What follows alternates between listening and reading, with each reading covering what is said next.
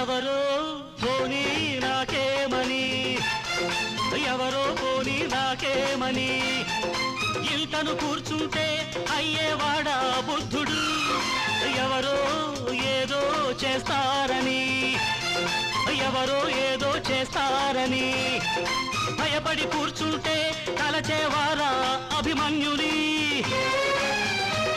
శోధించిన వాణిని ఏమన్నారా నలుగురు, సాధించిన వాణిని ఏమన్నారా నలుగురు.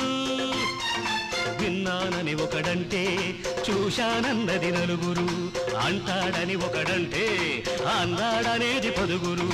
ఎవరా నలుగురు, ఏరా పదుగురు, ఎవరా నలుగురు, ఏరా పదుగురు.